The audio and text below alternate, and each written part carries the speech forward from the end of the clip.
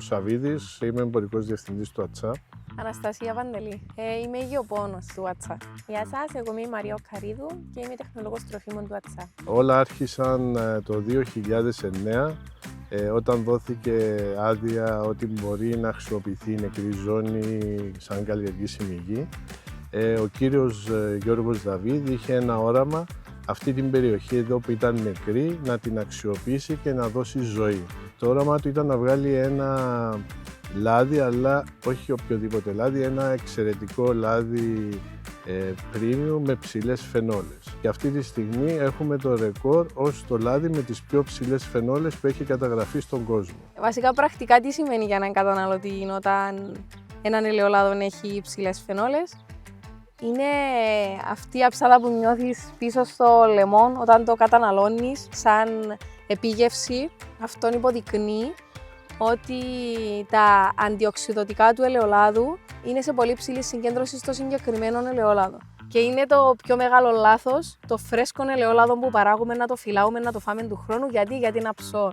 Εμείς την αψάδα θέλουμε να την καταναλώνουμε. Εν τούτη που έχει όλα τα ωφέλη για την υγεία μας. Η μηχανική σύσταση του εδάφους, η βιολογική σύσταση του εδάφους, η χημική του σύσταση επηρεάζεται πολύ από την μέθοδο της ακαλλιεργίας, η οποία ωφελεί τα εδάφη και είναι μια από τις σημαντικότερες μεθόδους που εφαρμόζουν. Για να διατηρούνται τα υψηλά επίπεδα πολυφενολών στο ελαιόλαδο είναι πολλοί παραγοντές. Μερικοί από αυτούς είναι οι εξής. Η πρώιμη συγκομιδή, δηλαδή συγκομίζουμε τον καρπό όταν ακόμη είναι πράσινος. Ο χρόνος μεταφοράς της αιγιάς από τη στιγμή της συγκομιδής μέχρι την ελαιοποίηση. Είναι πολύ σημαντικό να είναι όσο πιο μικρός γίνεται. Και εμείς το πετυχαίνουμε επειδή έχουμε ιδιωτικό ελαιοτριβείο μέσα στο αγρόκτημα που μας βοηθά να το επιτύχουμε. Και πολύ σημαντικό είναι η μέθοδος συγκομιδής της αιγιάς να γίνεται με τρόπο που να μην τραυματίζει τον καρπό σε επίπεδα που θα οξυδωθεί και θα χάσει ποιότητα από το χώρο της συγκομιδής. Στη συνέχεια, όταν φτάσει στο ελαιοτριβείο, υπάρχουν κάποιες μεθόδοι που ακολουθούμε μέσα στο ελαιοτριβείο, τους οποίους θα σας αναλύσει η συνάδελφος. Μόλις έρθουν οι αιγιές μπαίνουν απευθείας στο μήλο.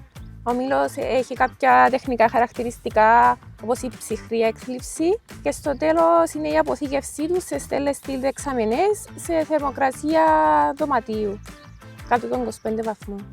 Εγώ σαν τεχνολόγος τροφίμων ελέγχω και καταγράφω όλα τα κρίσιμα σημεία στην παραγωγή και στην εφιάλωση. Στην παραγωγή ελέγχω τη θερμοκρασία αρχικά στις αιγιές όταν έρχονται στο ελαιοτριβείο. Ελέγχω τη θερμοκρασία στους μαλακτήρες, πρέπει να είναι κάτω από 25 βαθμούς. Και έπειτα στην αποθήκευση του ελαιολάδου που είναι στέλες δεξαμενές και αποθηκεύονται σε δωμάτιο κάτω από 20 βαθμούς. Όλες οι αμφιαλώσεις του εξαιρετικά παρθένου ελαιολάδου ΑΤΣΑ γίνονται κατά παραγγελία. Δηλαδή διατηρούμε το ελαιολάδο μέσα στις ανοξίδωτες δεξαμενές και στις ελεγχόμενες συνθήκες που έχουμε στον χώρο αποθήκευσης και γίνονται εμφιαλώσεις κατά παραγγελία, ούτως ώστε να διατηρούμε την ποιότητα του ελαιολάδου. Είναι πολύ σημαντικό η παραγωγή να καθετοποιείται στα διάφορα μέρη και στα διάφορα προϊόντα. Και το αντιλαμβανόμαστε εδώ στον ΑΤΣΑ γιατί το ζούμε πόσο σημαντικό είναι. Και τι εννοώ με αυτό? Η καθετοποίηση σου επιτρέπει να ελέγχεις όλα τα στάδια της παραγωγής. Στην περίπτωση της δικής μας ελέγχουμε από τη στιγμή που το δέντρο φυτεύεται μέχρι τη στιγμή που συγκομίζουμε εμείς τις αιγιές, την περίοδο που εμείς καθορίζουμε μέχρι τη στιγμή που φτάνει η αιγιά στο ελαιοτριβείο και ακολουθεί ο έλεγχος της ποιότητας και μέσα στο ελαιοτριβείο. Όπου μπορώ να ελέγξω και την παραγωγή και την εφιάλωση και την τυποποίηση του προϊόντος. Στον ΑΤΣΑ έχουμε αξιοποιήσει μέτρα της κοινής αγροτικής πολιτικής.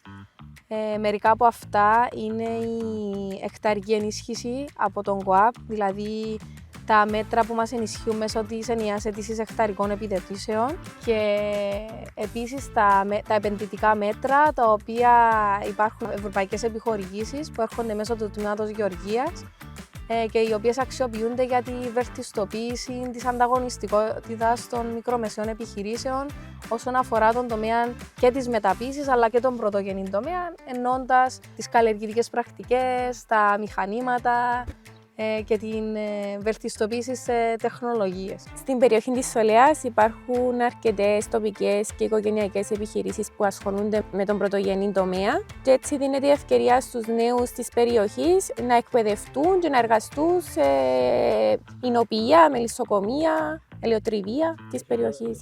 Είναι η βάση για να δημιουργηθεί η τοπική οικονομία. Και όταν υπάρχει τοπική οικονομία, υπάρχει ανάπτυξη της περιοχής. Υπάρχουν ανάπτυξη των υπηρεσιών, ούτως ώστε κάποιος να μπορεί να ζήσει μόνιμα στην περιοχή και να γίνει λίγο διάσπαση της αστιφιλίας. Το εξάγουμε στο εξωτερικό. Ο ατσάς ταξιδεύει σε όλο τον πλανήτη. Μπορούμε να το βρούμε και στην Ευρώπη, Ασία, Αμερική. Η μεγαλύτερη μας αγορά στο πωλήσεων είναι η Αμερική, μετά είναι η Νότια Κορέα, η Ευρώπη και η Ιαπωνία. Αγοράζοντας ένα ποιοτικό ελαιόλαδο είναι επένδυση για την υγεία μας. Και είναι πολύ σημαντικό να επενδύουμε στην υγεία μας και στην καθημερινή ποιότητα της ζωής μας. Και πιστεύω ότι δεν υπάρχει μεγαλύτερη επένδυση από το ένα καλό, ποιοτικό, με υψηλές φαινόλες ελαιόλαδο.